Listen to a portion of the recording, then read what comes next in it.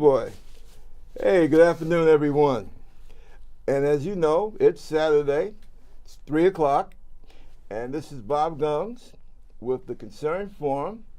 And today I have my guest. I'm going to call her one of my regular guests. Introduce yourself. Hi, I'm Jessica Frisco. There you go. And we're going to talk about politics because that should be the main topic on everybody's dinner table and lunch table and breakfast table. Reason I say that, I bumped into a young lady I know and start talking about the campaign, who's what, where, and all this good stuff. And she tells me, oh, well, I don't like to talk about politics. I'm not really into it. So I made the observation to her. I said, listen, politics is one of those things where either you get into politics or politics is definitely going to get into you one way or another. And I know a lot of Americans don't like to discuss it. And quite frankly, I think that that's one of the reasons why, excuse me, as a nation, we're in such the sorry shape that we're in. And I think that this is something that the American people really need to get over because I don't see it as politics. And I understand, I was a history major. That's what I got my degree in. I'm into international relations. That's what I'm working on. Hopefully someday before I'm 90, I'll get enough money together to be able to finish it and get my graduate degree. But I understand that what's going on in the country, in the city, in the world, I understand that that's my thing, okay? But that's beside the point because we live on this planet. We live in this country. We live in this city. We live in a particular neighborhood. And if we're not paying attention to what's going on, then when the quality of life is in the sewer, we really have no one to blame but ourselves. Now, I understand that some people say, well, if I didn't vote, then I can't be held responsible. Well, that's kind of, how should I say? I would say that's kind of, I don't want to use the term coward's way out, but I think that's kind of irresponsible, especially when you look at the fact that people literally died, okay? And as an African American, I myself, I could never be satisfied personally with a response that, oh, well, I'm just not going to vote because I'll be spitting in the face of all those people that literally gave their lives, for us. And quite frankly, I think no matter what ethnic group or cultural group you might be descended from, people gave their lives so that we could all have a voice in how things go in this country. And I think that one of the big dangers that I'm seeing now is that a lot of people feel this way. Have you come across folks like that? That say, well, I just don't give a crap. Yeah. You know. Well, they don't see the way that politics directly impacts their lives. They feel like, and there's actually a lot of research backing that up, that, your one vote doesn't actually make a difference, and even the collective vote doesn't really make a difference because, and this is Bernie's whole platform, is that our politicians are not representing the interests of the people. So you can vote them in and they're not necessarily going to do what they were elected to do, or there's no accountability from people. And so no matter how they vote or how much they pay attention, they're not actually moving the needle on anything. So it's definitely concerning that people aren't voting or not engaged in politics, but it's also justified given the state that we have right now. Okay, well, yeah, that's a very good point that you just brought up. Now, yeah, it's good as I think about it, because it brings up the other side of what I'm saying. Um, and it's sad, too, because one of the things that really bugs me as an African American, and I know somebody's out there saying, "Oh, well, he's going to talk about race and dividing people." Well, we're born divided, in a sense. The idea is that we learn to live with each other and appreciate each other, and that what is it out of the Bible? That we learn that we do unto others as we would have done to ourselves. But that doesn't negate the fact that as we stand now, you have cultural groups. And I think one of the downfalls of the Black and Latino group, people of color, is that we have a very bad habit. And that bad habit, and I know some people are really going to get pissed at me, okay? But this past New York primary was kind of an example. We have this thing where we constantly and repeatedly vote for people, and then we don't hold them accountable. You look at where I'm from, Harlem, okay, and you look at the amount of people of color that have been literally pushed out. You're talking about. Well, I'm just going to put some numbers out there. The average cat might be making about 30 grand a year, okay, so you got 1-bedroom apartments, and 1 and 2-bedroom apartments going for like, $2,500 a month, and that's wrong. And you really don't see the representatives from these low-income communities out there raising hell. And now I'm going to probably get a call or an email or something, and somebody's going to say, "Well, I'm Assemblyman so and so, or I'm Congressman Big Lips or whatever, and I do all my work in the back room, in the cloakroom, behind the scenes."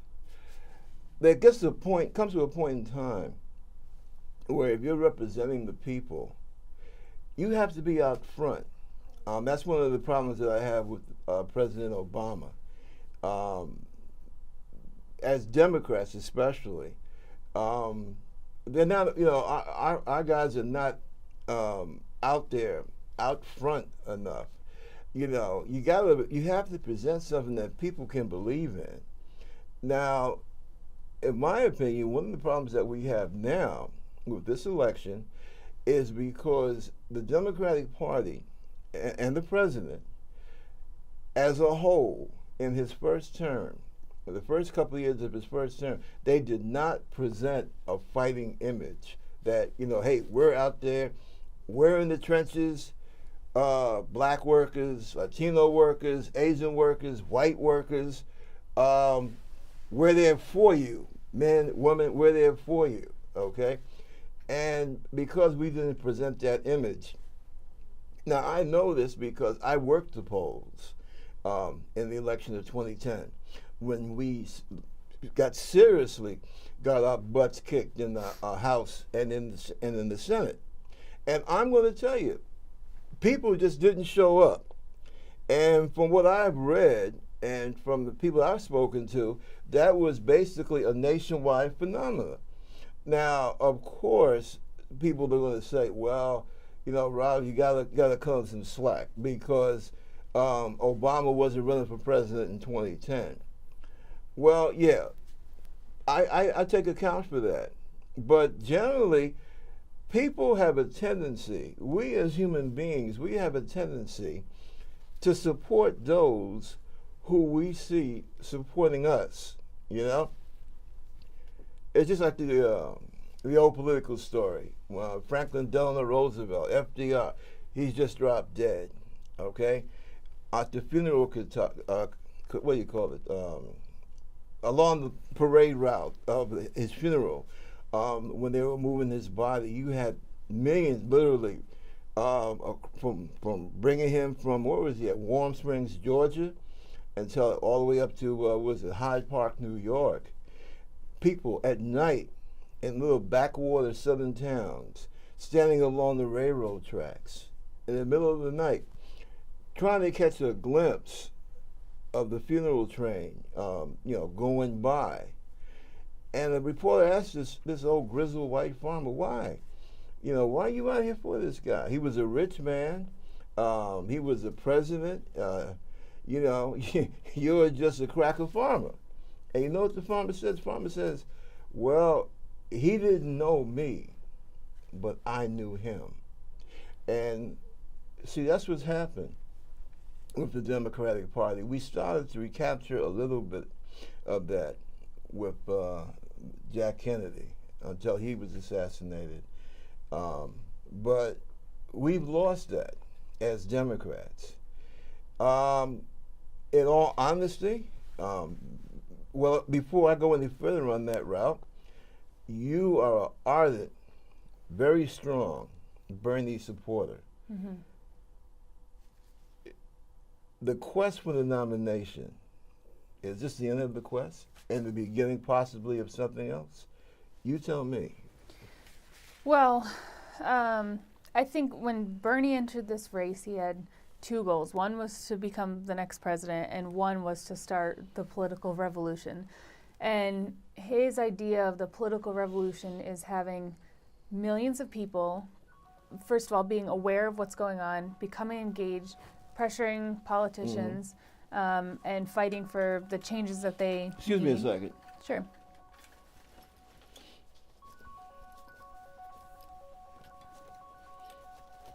Okay.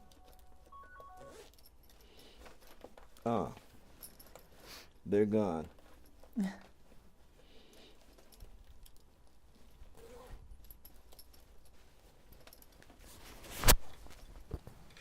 I wish I could say that was my bookie calling.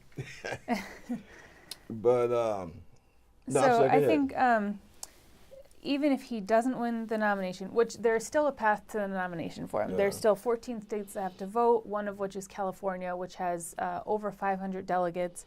He's 350 delegates behind right now. So in order to win, he'd have to, I think, tie in most of the remaining states, or get an average of 50%, and then get 70% in California. So that's not impossible. He's gotten 80%, 82% in some of the other states. And California is extremely liberal. A new poll came out showing that he is beating Hillary Clinton's 61% right now. So it's definitely not out of reach. I think he has lost a lot of momentum, especially with New York State. We thought it was going to be a lot closer, and then there were a lot of shenanigans with the Board of Elections. Independents couldn't vote. There were 3 million independents in the state who didn't change their registration because they had to do it back in October, and people just didn't know, or they weren't thinking about the election. So there were a lot of people in New York that were just completely shut out of the process. And he just did really poorly in New York, or a lot worse than we expected. So I think that loss kind of halted his momentum, and people thought, there's no real path for him now, and it's definitely a lot narrower than it used to be. I know that he's been laying off a lot of staff in other states, which is a sign of him winding down his campaign. The thing is, they will go to the convention without a majority of the delegates. So in order to be the nominee when you first arrive at the convention, you have to have 2,238 or some number like that, that many delegates. And then if you have that many, then you're automatically the nominee. If you don't have that many, which that number doesn't include the super delegates, then you arrive at the convention without a majority. So Bernie might have 1,900 delegates, Hillary might have 2,100. And so neither of them crossed that threshold. So they're relying on the remaining superdelegates to put them over that threshold. And right now, Hillary has, I think, upwards of 400 superdelegates. Bernie has 38. So she's definitely beating him on that. And I'm pretty sure that every election throughout history, the superdelegates have never determined the election. So they always vote with the popular vote. So like Obama and Hillary in 2008, Obama won more states than Hillary, and so the superdelegates all switched from Hillary to Obama because they didn't want to go against what the people had voted for. So it would be kind of unfair to argue for the superdelegates to switch from Hillary to Bernie if he didn't actually win the majority of the states, because that seems like a very undemocratic process, even though we really want that to happen, because we obviously all like Bernie. Yes. I wouldn't think that that'd be a fair thing to do, because if it was the other way around and Bernie had won the majority of the states and then all the superdelegates still supported Hillary and she ended up winning, that would be mad as hell. Yeah, exactly. So for the sake of our democracy, I think the superdelegates should support who actually won the majority of the states. So I think the only way that Bernie will be the nominee is if he wins the majority of California and the other states, and he actually, wins the majority of the delegates, and then the superdelegates switch to him. Or if something happens with Hillary, like she gets indicted, things happen where it makes it seem like she won't actually make it to the general election, and the Democratic Party thinks it's too risky to actually run her as the nominee. I have no idea what the likelihood of that is. Based on what she says, it's completely out of the question. It's not going to happen. Other people who are, hopeful for Bernie to be the nominee are saying otherwise. So we'll just have to wait and see.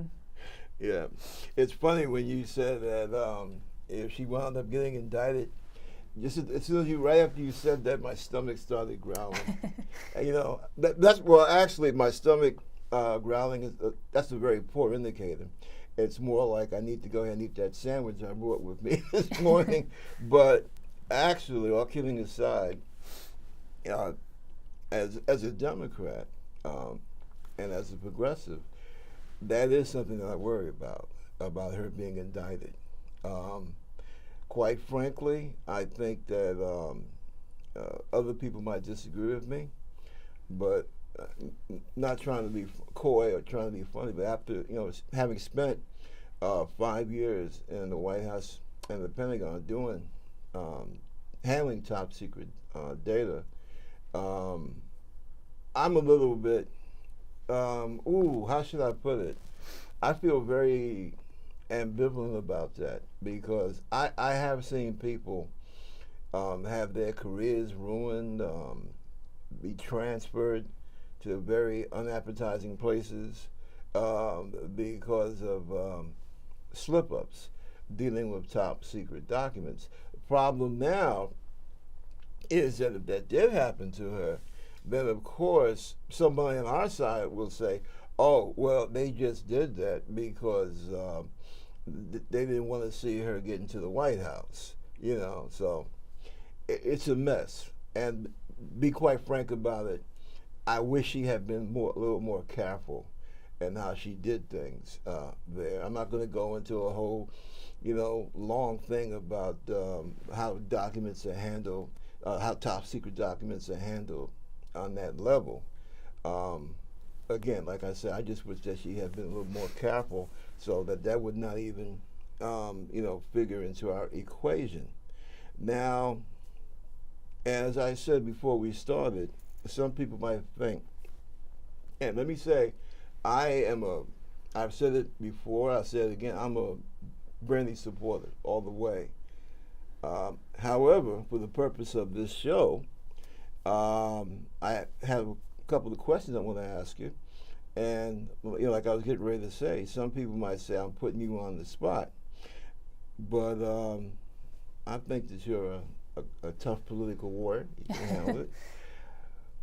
First of all, looking at the possibility, God forgive me for letting the words come out of my mouth, but the possibility that Bernie might not win the nomination, in that event, what do you think you, Jessica, should do?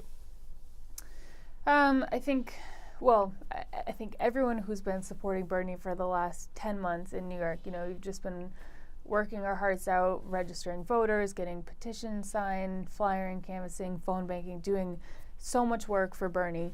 And now that it's over in New York, whether it's over in general or not, I think all of us are just kind of, at a loss for what to do next, because for the last 10 months we've had very specific steps that we've had to take and tangible goals that we were working towards. And now the door is wide open for us to do anything really to continue this movement. And I think the important thing is that we don't let all this momentum and this energy just die. Bernie's whole platform is this political revolution. We're going to change the way that politics is done in America, and it doesn't just end with him becoming president. It's millions of people actually staying engaged and pressuring politicians and fighting for transformative change in the country. And so whether he's president or not, we still need to do that work to continue this movement. Yeah. So I think seeing what happened with the Board of Elections for the election in New York, where there were 120,000 people who had to vote via affidavit provisional ballots. Some of the machines didn't work. Some people just got removed from the books. Their registrations were changed from Democrat to Republican or Independent, and they just couldn't vote. And the fact that you had to register back in October to switch your party affiliation, all these crazy things that are happening with the Board of Elections, I think that should be our primary goal right now, to streamline that process, make it more efficient, make it more democratic, make it so that everyone in New York is automatically registered to vote as soon as they're 18. And another thing people have been floating around is having online voting, which is kind of a crazy concept, but the fact that we can, pay our student loans online, or do online banking, or all these things that we could do that are supposed to be high security activities online. Why can't we cast a vote online?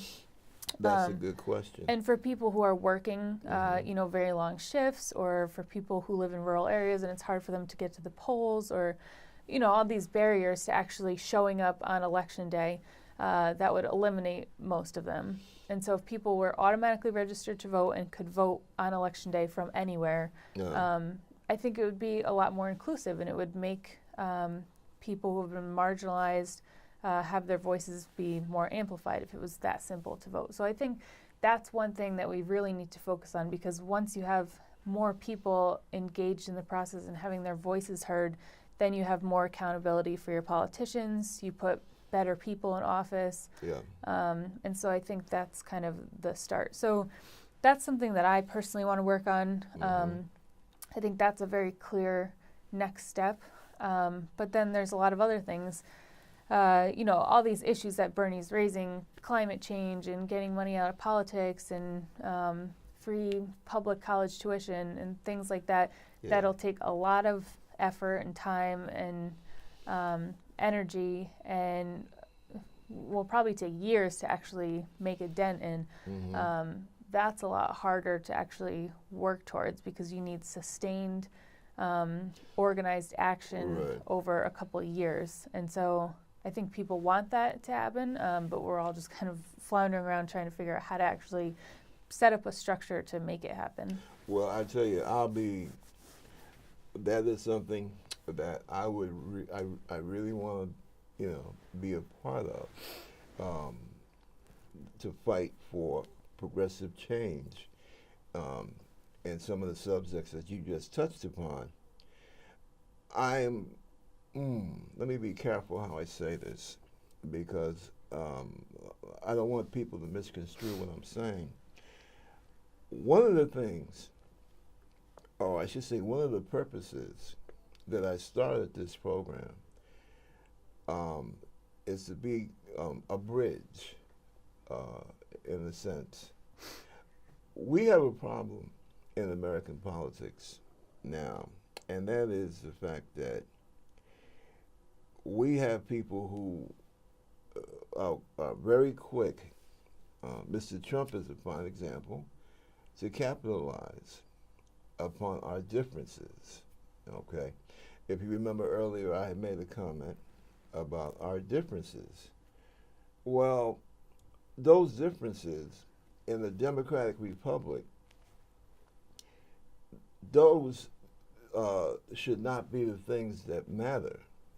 Now, this phrase, we want to take our country back.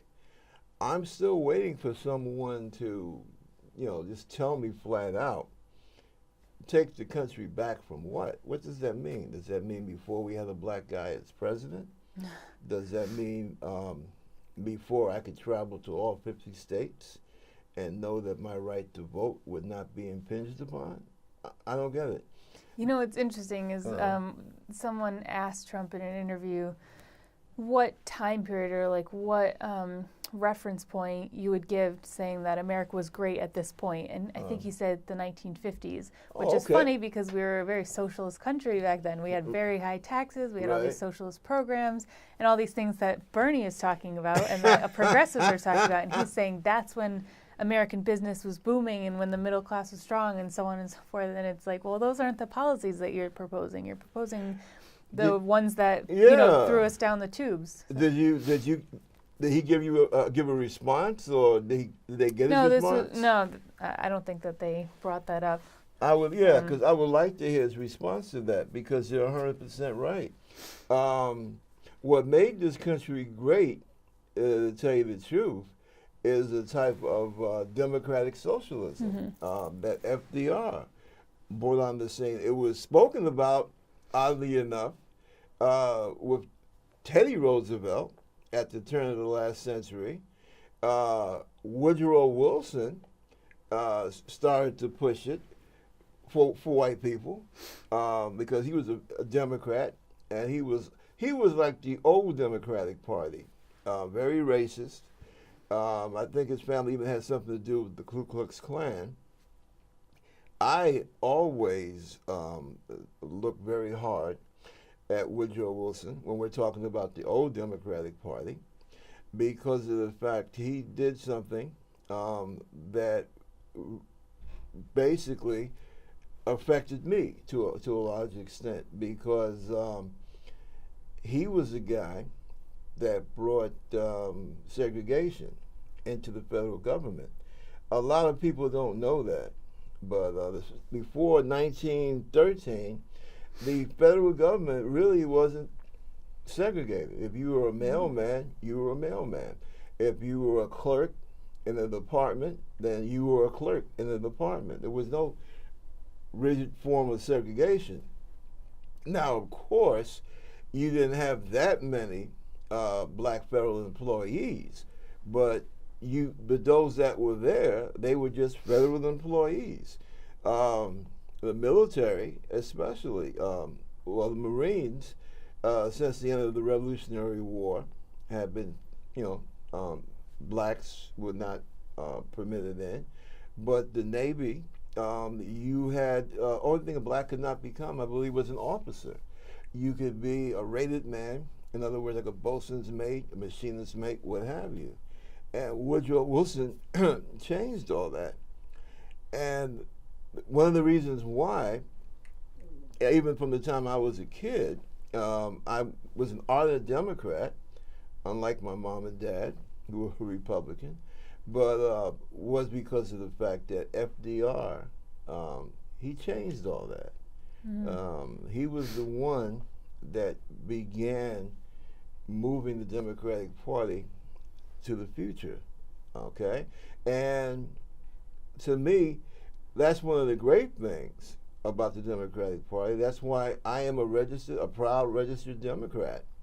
And sadly, in my lifetime, I've seen the political parties change, so that now the people who were those hateful, very prejudiced Democrats, they became the stalwarts of the Southern Republican Party. And which, as you know now, and what's happened, the Republican Party the heart of that party has moved from New England, and it is now in the South. And the Democratic Party, basically, we're all over. Now, to bring it up to modern times, one of the things that really bugged me about this whole primary season, I don't like the way that, I don't like what Hillary did. It's like she said, okay, or the people on her staff that mold her image, it's like they said, okay, Bernie is attacking us from the future. So we have to stop the future, okay? We have to figure out an acceptable way to keep the status quo. And they did. What they did, they used African Americans. And I don't like that. I mean, we as a people, we're just like Italians, like Irish, like Germans, like Jewish people, like everybody, okay? We're not a monolith politically. But Hillary treated us like a monolith. Mm-hmm. And I hope that in the course of this campaign that she kind of cleans up her act on that score. Because she took the black community, especially our preachers, our congressional people, and she said, I'm taking you folks and I'm putting you right here to block the path of the future, see? And I don't like that because you have many black and Latino people, okay, who are in favor of Bernie, who, I don't know. She's so beautiful. I can crucify myself for not recalling her name. She's right out here in Brooklyn. What's her name? What's her role? She's an actress. Rosario Dawson? Yeah. Oh, God. Woo. Well, he has a lot of minorities on his staff and surrogates for him. Yeah. And, so for her, see, that's the thing that gets Hillary in trouble. She lets that staff of hers loose because they worked hard to paint an image that Bernie was this little old out-of-touch white guy, all right? And, I'm looking at this crap and I'm saying, wait a minute. I can remember, as a kid, seeing Bernie get, hassled by the cops and taken away in cuffs and the whole bit, mm-hmm. And I said, who were they talking about? They're not talking about our Bernie. And see, those are the type of things that I don't like about Hillary. And I do hope that she changes. Because getting to the meat of this thing, it looks like we're going to be going up against Donald Trump. Now, let me ask you, if you don't want to answer, I can understand it. Do you have friends and family that go for Trump? Yeah, see I you do. smiling. I do. Yeah. Yeah. And back in, I remember I had a family Christmas party back in December. Uh-oh. And I made it a point not to talk about politics at all. We're just going to, enjoy our family time. Yeah. And someone started talking about Trump, and then I was like, okay, hang on a second. And I started talking about Bernie and, how could you possibly like Trump? And he's just so crazy. And I think they were talking about guns and how immigrants are stealing our jobs and, like the classic Trump talking points. But now, looking at it, his whole campaign, I can see why people like him. And I don't think it's because of any one specific policy issue. I think that people like Trump for the same reason that people like Bernie. And it's because they're not tied to corporate interests. They're not representing, these big corporations. They're not mingling with politicians and in this, establishment club like the Bernie campaign is painting a picture of. And Trump's campaign is entirely funded by himself. He says whatever he wants. He does whatever he wants. And he wants to make America great. And people are just buying into this vision of, screw the establishment politicians. We're going to make America great based on a totally different way of doing things. We're going to be bold. We're going to win. Yeah. And he lays out this picture that's very clear and very solid, and people are drawn to strength and security.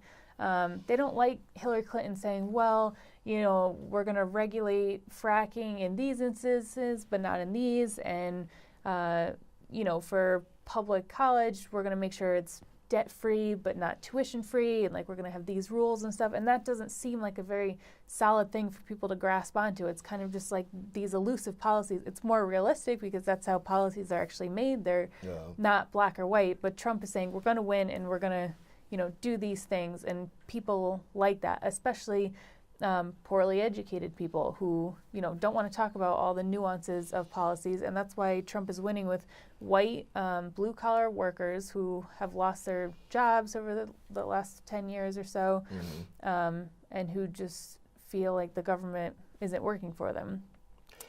I think that I think you're 100% right on that analysis.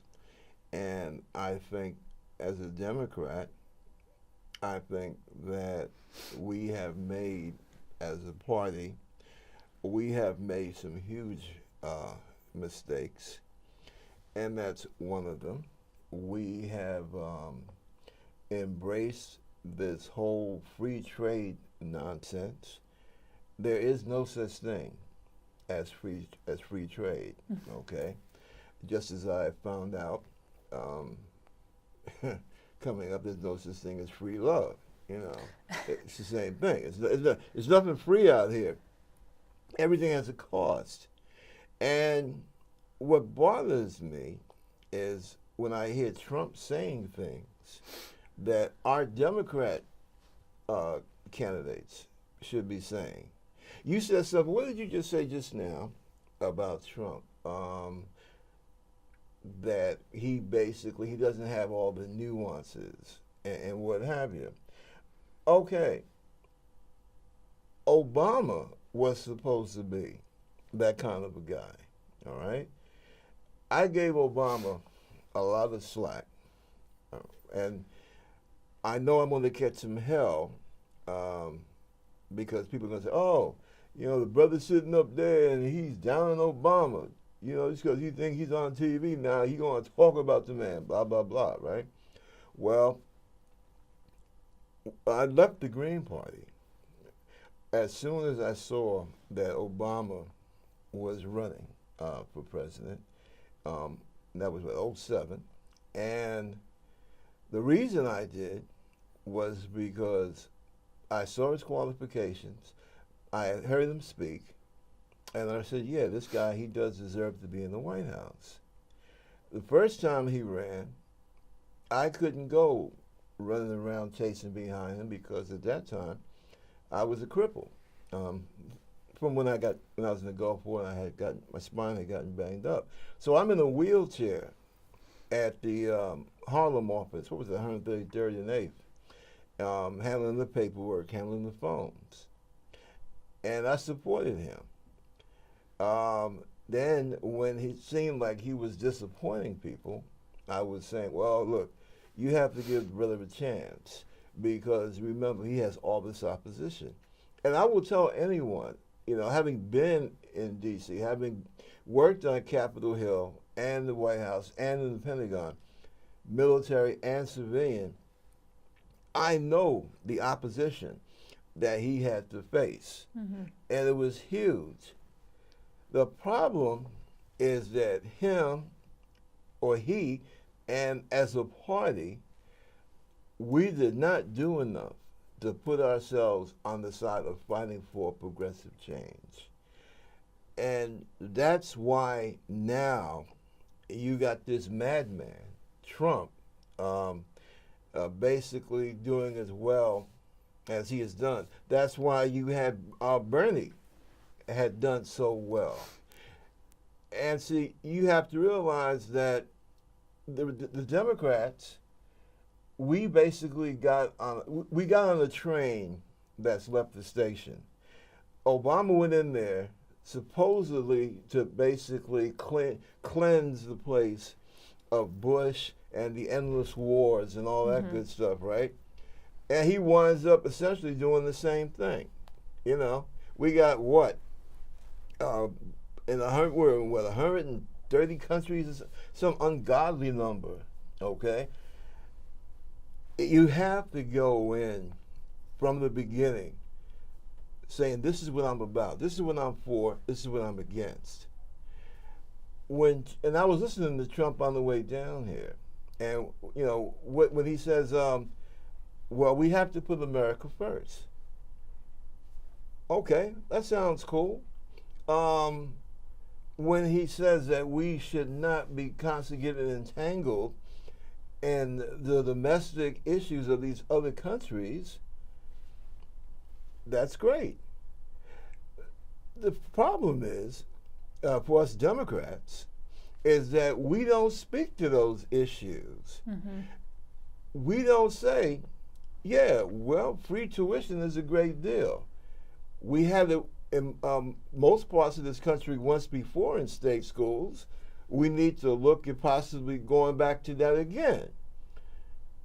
Hillary, like you say, it's kind of, you know, mediocre. You know, oh, it sounds nice, but, well, wait a minute, well, you tell me it sounds nice, but most of the people that that we had in government, that we had in politics in the 50s and 60s, they all went to school for free. Mm-hmm. It's called the GI Bill. You know, the first time I started going to college, I didn't pay a dime. Mm-hmm. Right up over here at City University, I had my GI Bill. See, I want to make sure I try to put this directly so the average person can understand exactly where I'm coming from. We did a thing at the end of World War II. It was called the Marshall Plan. We literally rebuilt Europe. No halfways about it. We picked up a continent, okay, and we put it back on its feet. We bought it the best suit that we could in the store, and it turned out quite well. Why can't we do that same thing for here in the United States? Mm-hmm. That's all it is, pure and simple. We have enough to do here in terms of our infrastructure. You could supply jobs for everyone, okay, continually. And we don't fight for that. Why don't we fight for that? Why don't we say, like what Trump is saying, big companies that suddenly decide, oh, well, we can do better with the cheap labor in central China or in Central Africa or India. So we're going to pull up stakes. We're going to leave about 3 or 4 counties in some cases with no employment, and we're just leaving. And then after we make the junk, we're going to sell it back to the same people who we've made unemployed. Mm-hmm. And Trump says, well, no, you want to pull that? Fine. We're going to tax the hell out of you. Mm-hmm.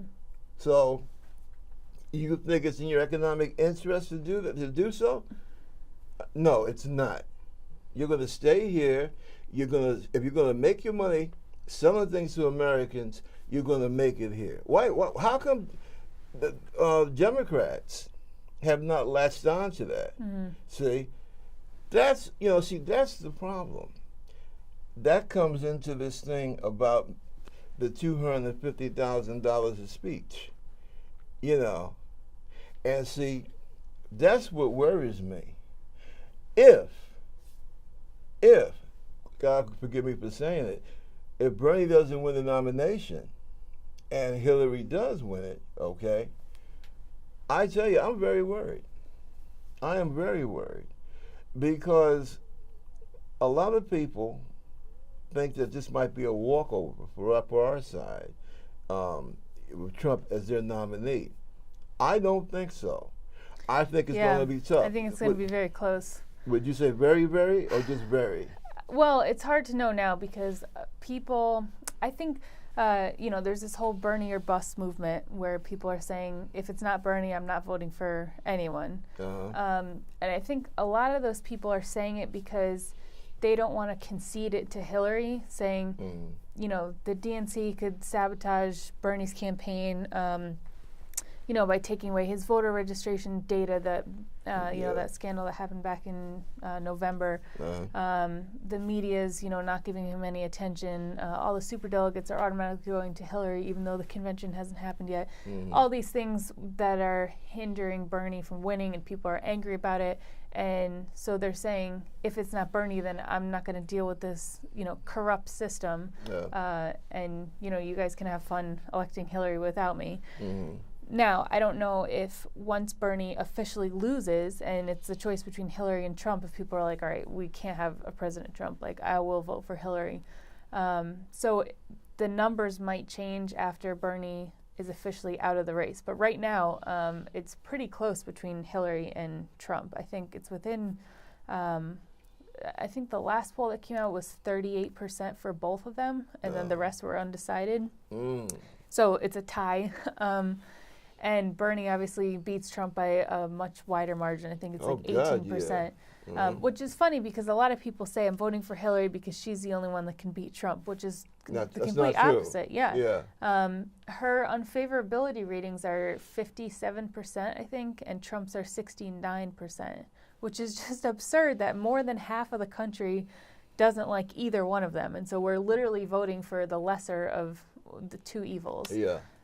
Which is really unfortunate because we have a candidate, at least in my opinion, who is, the purest candidate that we've ever had, someone who's been consistent for 40 years, someone who's always been on the right side of history as far as progressive ideals go. He stood up for gay marriage way before it was politically acceptable. He voted against the Iraq War. He was one of the few senators to do that. He's voted against all these trade deals. And he's done all these things before they were popular, before it was clear that they were the right choice. So we have this candidate who is, in my view, the best that we're ever going to get. And the fact that, his campaign has basically been sabotaged or at least hindered. And now we have to choose between these two crappy candidates who more than half the country doesn't support. Yeah, it's pretty sad. So I don't know. I think it is going to come down between Trump and Hillary, and I think it's going to be close. But I think it's going to be more people voting against Trump than for Hillary. For Hillary. Yeah, exactly. And I think I don't know. Right now, I would guess that she's going to win, but let me ask anything you this. can happen. Now, just about most of my friends now. Most of my Caucasian friends and associates are Green Party people. My African American friends are, with one exception, a very loud exception. He leans towards the Green Party. He's extremely independent. He does not like the Democratic Party.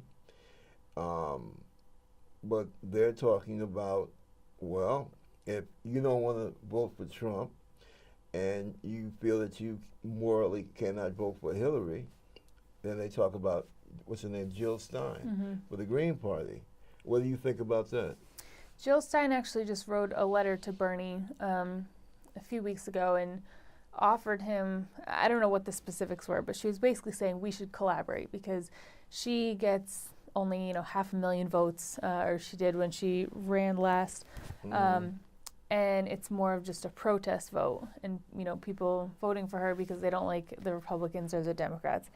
So her offer was saying, come join the Green Party and run with me on the Green Party ticket, and you could get the votes from all the Bernie or bust people, all the independents who are supporting you, and potentially be a viable third-party candidate.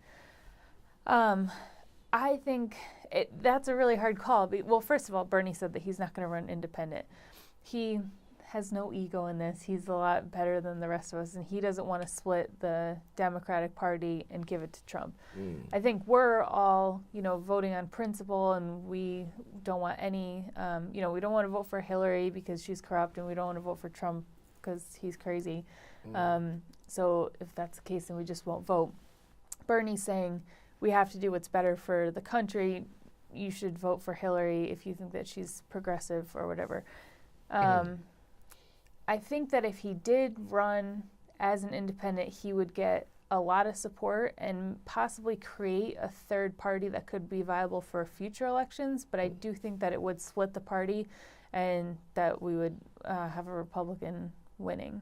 Because I think there's a lot of people who it's hard to convince them vote for Bernie, as an independent party, and it's all going to be okay. We're going to get enough votes so that he can win. I think a lot of people will be skeptical and be like, no, I'm going to play it safe and vote with the Democrats, and it'll probably be half and half. Half the people taking the risk and voting independent, and half the people playing it safe voting Democrat. It'll split, and then the Republicans will win.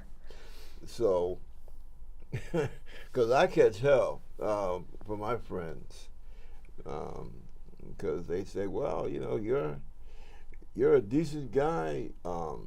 This country stabs you in the back, and you fought for it. You and all your. So why don't you get your veteran buddies together and en masse and join the Green Party and vote for Jill? And I tell them that in my heart, I'm with them, but living in America, I just don't think at this point in time it's practical. I said, work on building something over the next 4 years and then see what happens. The problem with these progressive groups like the Green Party, they're good. They're damn good. But you only really hear about them at the time of a presidential election. And that doesn't give America out there, not here in New York, okay, but out there, Americans need to absorb what it is that you're saying. And I told them something else too, that I'm going to try and do, and with this show. And that's what I meant when I said earlier about this show being a bridge, because we have, let me say this quickly because our time is going quickly. I want to start making a bridge between the one side and white working class people, especially white working class men. Because, some people forget, we're in this country, we're here together, we have to live together. It's not doing me any good, okay, for somebody to stay poor and ignorant in Appalachia. It's not doing somebody in, Georgia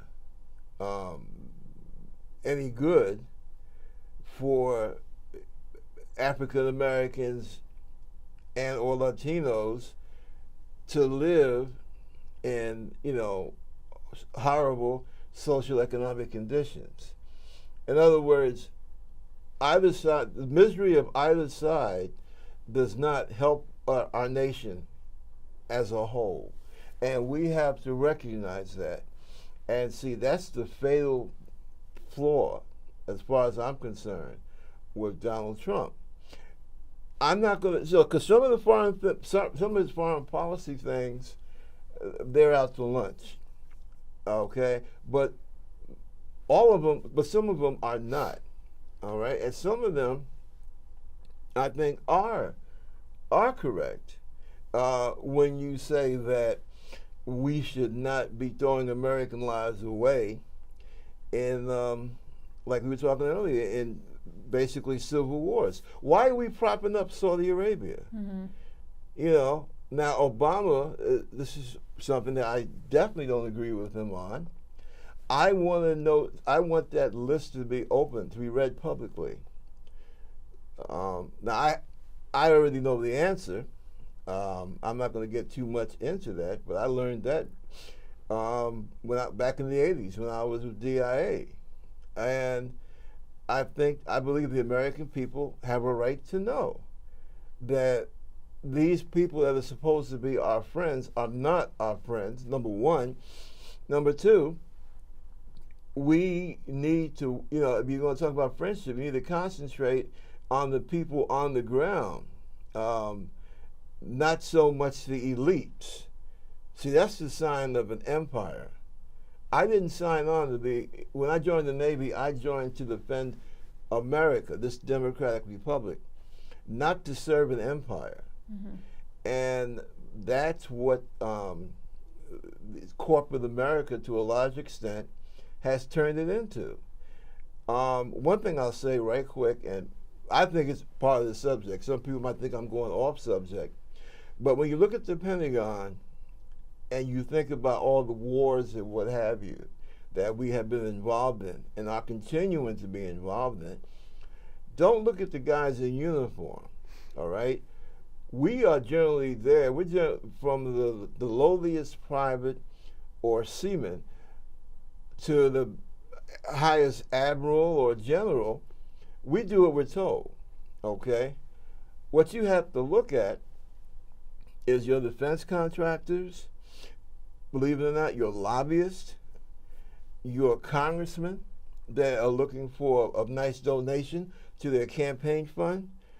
Those are the people that are causing us to spill blood. It's not, oh, well, these guys, military guys, they just are ready to go out and kill someone, okay? Yeah, every so often you have a twisted nut, okay? That's what I call them, all right? But generally speaking, the idea of, taking lives and risking our own, it really turns our stomachs. We're there because we really believe in defending the country. It's your policymakers that are the bad actors in this play. They are the ones that are talking about, pushing here, pushing there. Now, I'm not going to be a hypocrite, even though I probably will wind up supporting Hillary for election if it's against Trump. I hope, and see, this is my hope, that she learns from her mistakes, from her vote that she made for that Iraqi war, for the problems that we now have in Libya, because we basically got Gaddafi not only overthrown but killed, and now you have chaos in Libya. It is my hope that she has learned that we cannot. That's not a correct way to conduct business. Because it doesn't help the people who live there on the ground, and it damn sure doesn't help us. And this idea about a no-fly zone, yeah, that's you're really pushing it, okay? Because contrary to belief, that can be damn dangerous. Well, listen, it's great having you aboard. Thank you for having me.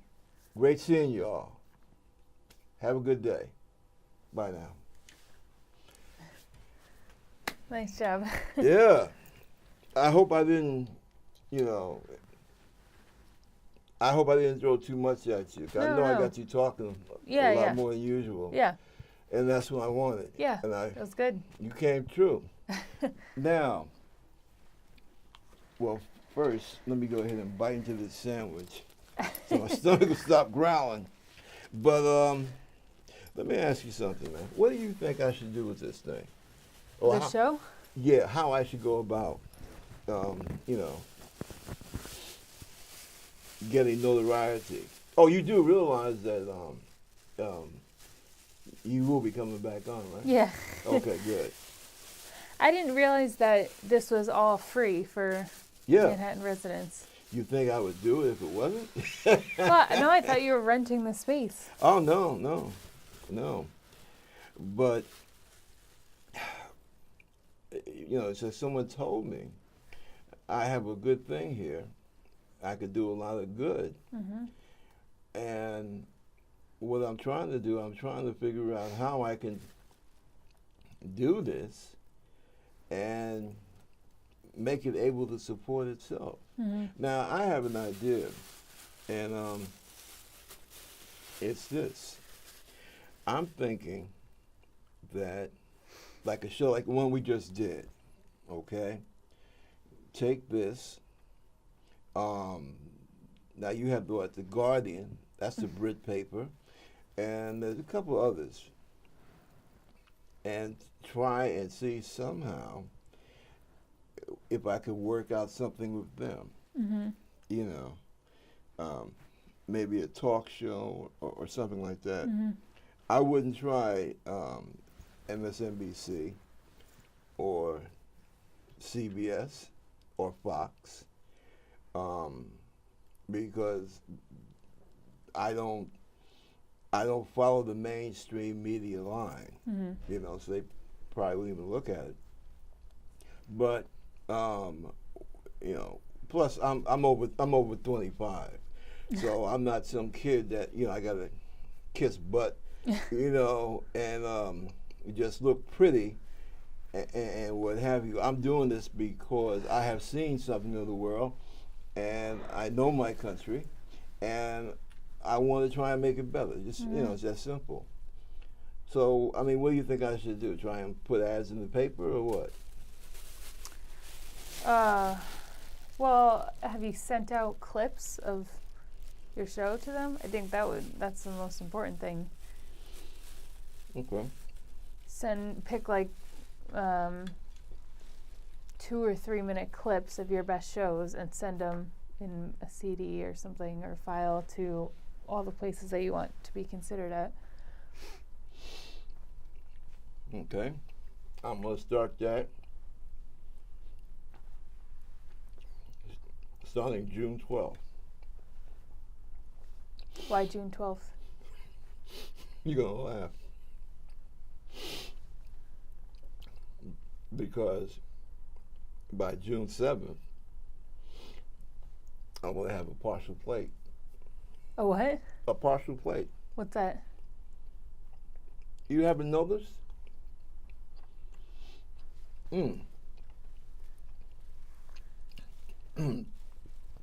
Don't choke. No.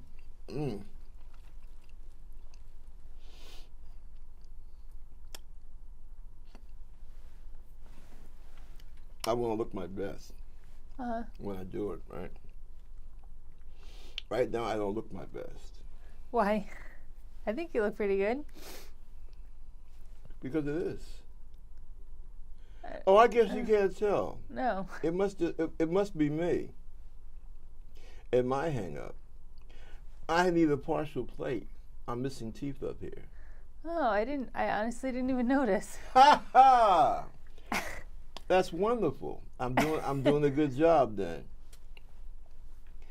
Because right now I have a certain way that I smile. I have a certain way that I laugh. When I was in the Navy, actually when I was in boot camp, I had cracked some teeth up here. And they were going to all fall out. Are you missing all your teeth up here? See? I don't want to show you because I don't want to, you wake up. I honestly didn't even notice. Maybe I'm just oblivious, but I didn't notice anything was wrong. Well, that's good. That's good because I've been doing a good job. Yeah. But, I was told ever since I was a little kid I got a great smile. But I haven't been smiling for several months because I don't know what the hell happened to my partial plate. And so I've been working on curbing my lip down, all this kind of shit because I know, look, when you go on TV, it's not so much what you're wearing, but how you look, see? And I'm very sensitive about that. So that's why I say starting June 12th. Also, I want to take off just a little more weight.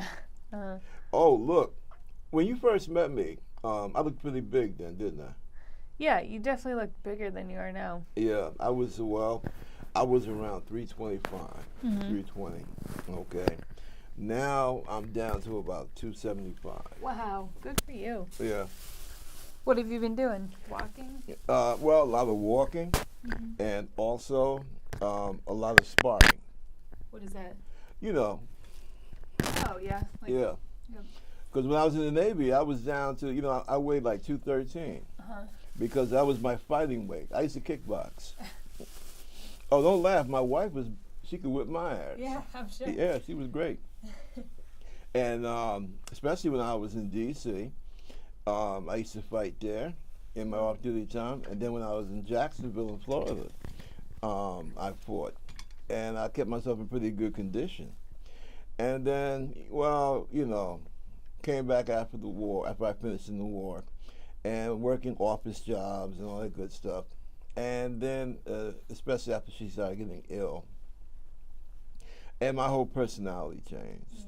You know, I went from being an intellectual jock, and I just got kind of weird, you know.